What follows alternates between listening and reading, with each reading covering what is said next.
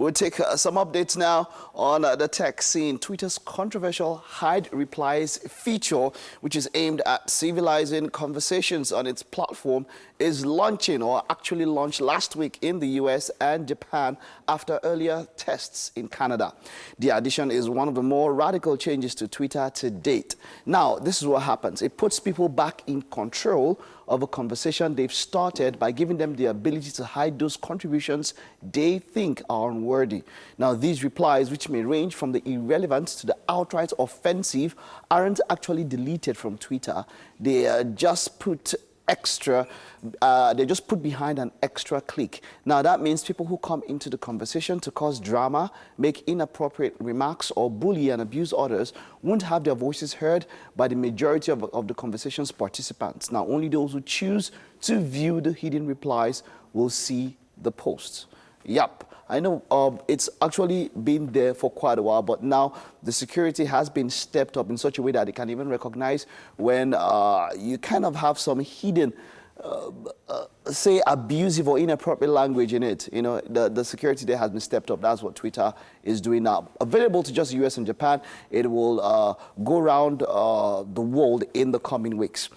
All right, moving on from that, Google has also announced its largest package of renewable energy deals yet. Now, this is very big. It is worth a total of 1,600 megawatts. The package includes 18 deals in the US, Chile, and Europe. This brings Google's current set of wind and solar agreements to about 5,500 megawatts, and the company's number of total renewable projects it's involved to about 52. Now, Google argues that these new projects it announced will drive about $2 billion in investments in new energy infrastructure.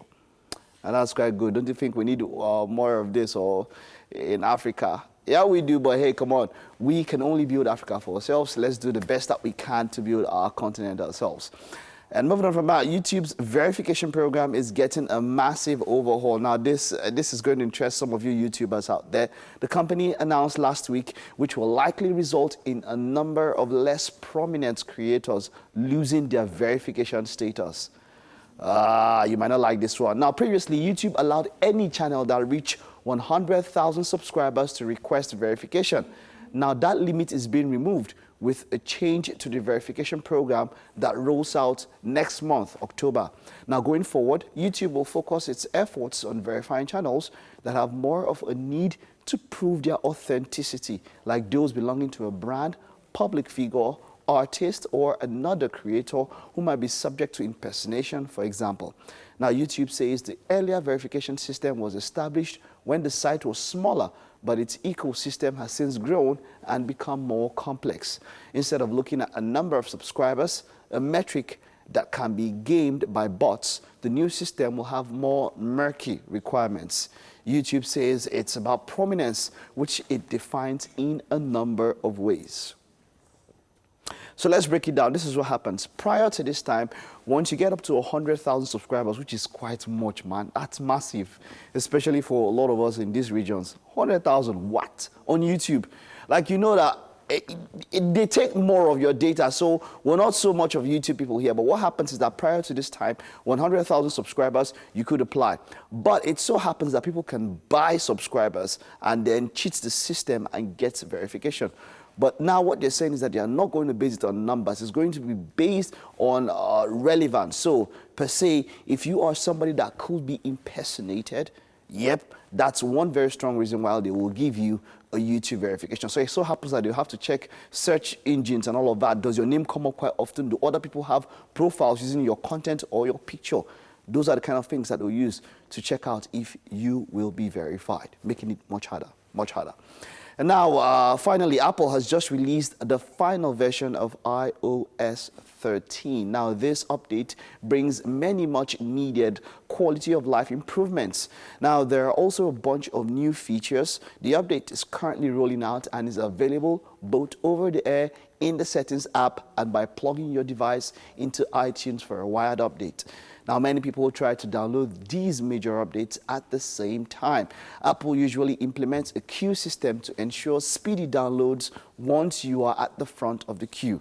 iOS 13 is compatible with the iPhone 6s or later, the iPhone SE, or the 7th generation iPod Touch.